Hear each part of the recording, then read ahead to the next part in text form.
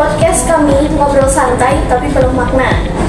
Oke, kali ini kita bakal bahas tentang yang dekat dari era digital, yaitu dakwah modern. Kita bakal bahas tentang masalahnya, tantangan, dan solusi. Sebelumnya, saya nggak sendirian. Saya ada Sirka sebagai co-host kita. Hai. Dan 3 teman lainnya adalah Damar sebagai narasumber, Kayla dan Siti sebagai penanya. Hai. Oke, jadi topik pembahasan kali ini itu menurut saya itu benar-benar seru banget ya. Jadi kita itu di sini kan banyak sekali hal-hal bermedia sosial. Nah itu juga banyak sekali yang viral-viral kan. Nah tapi di sisi viral itu juga banyak manfaat yang kita dapat. Kita akan ngobrol bareng sama Kakak Damar sebagai narasumber kita, yaitu mengenai dakwah era digital. Nah oke, langsung saja kita ke pembahasannya yang akan dipimpin oleh Mas kita. Ya, tanpa berlama-lama lagi kita akan masuk ke sesi tanya jawab. Kak, kenapa sih dakwah di era modern ini terasa lebih berat, kayak kalah cepat dari hoax dan konten negatif di media sosial? Ya itu betul banget, karena di sini itu di media sosial hoax dan berita-berita yang belum diverifikasi itu bisa viral dengan hitungan menit. Nah itu solusinya tuh gimana pada ini juga harus ikut bergelut di media sosial, misalnya dengan konten-konten singkat gitu. Nah, benar banget. Buat teman-teman, jangan mudah percaya hanya cuma cuplikan 30 detik. Kalian harus cari tahu kebenarannya dulu.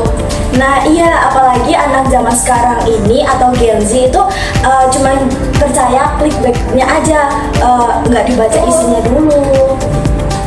Nah, gini Kak, kalau dari sudut pandang anak muda zaman sekarang nih, banyak Gen Z yang kurang suka sama dakwah gitu loh.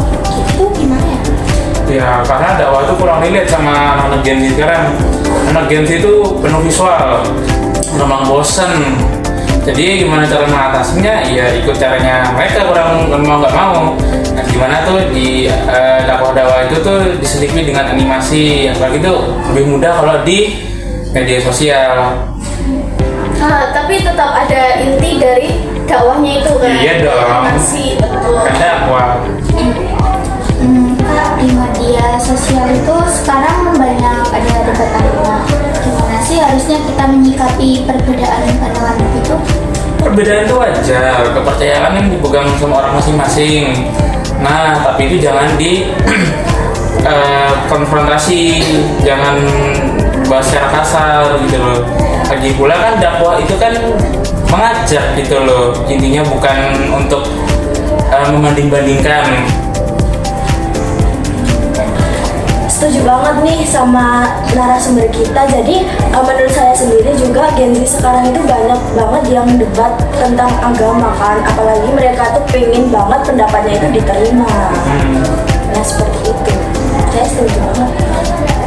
Terus gimana dengan dakwah yang kesannya komersil? Sekarang banyak yang bilang katanya dakwah kayak konten medis. Ya salah sih, kan juga pendakwah itu kan juga butuh pendapatan gitu kan. Tapi yang penting itu dari bagaimana pendakwahnya mendapatkan itu jangan sampai menjual agama. Menjual agama, maksudnya itu gimana ya? Misalnya kita membahas suatu narasi mengatasnamakan agama. Terakhir nih Kak, kan sekarang tuh minim banget ya literasi buat itu kayak yang belajar agama itu. Nah juga kebanyakan orang-orang tuh sekarang tuh kalau belajar agama tuh lihat video cuma 30 detik doang. Itu gimana ya cara ngatasinnya? Banyak sih yang nggak ngerti agama, tapi cuma setengah-setengah. Itu solusinya ya seperti tadi di poin awal, kalau di media sosial tuh menggunakan dakwah, terus kajian-kajian ringan yang bersifat daily, jadi setiap hari bisa diserap secara perlahan tapi menyeluruh. Tapi buat kalian nih ya, jangan mudah percaya dengan cuplikan 30 detik dan kalian belum tahu pastinya. Nah tuh, Nah, iya betul juga yang dikatakan dengan host kita, karena kita itu juga jangan mudah percaya sama konten-konten yang hanya 30 detik dan itu tuh terkait agama, belum tentu itu benar. Kita harus cari tahu kebenarannya terlebih dahulu. Enak tuh, setuju. Wah, seru banget nih guys pembahasannya. Betul. Jadi kesimpulannya, dakwah di era modern punya beberapa permasalahan seperti informasi terlalu cepat, Gen Z mudah bosan, penyampaian dakwah kadang keras atau sarkas, komersialisasi dakwah, perbedaan pandangan, literasi agama rendah, dan ancaman paham ekstrim. Tapi semuanya punya solusi kalau kita mau belajar dan beradaptasi. Terima kasih buat teman-teman yang sudah dengerin episode kali ini. Semoga obrolan kita bermanfaat dan bikin kita lebih bijak bermedia sosial. Amin. Tetap sebarkan kebaikan walau lewat hal kecil. Sampai jumpa di episode selanjutnya. Wassalamualaikum warahmatullahi wabarakatuh. Waalaikumsalam warahmatullahi wabarakatuh. Bye.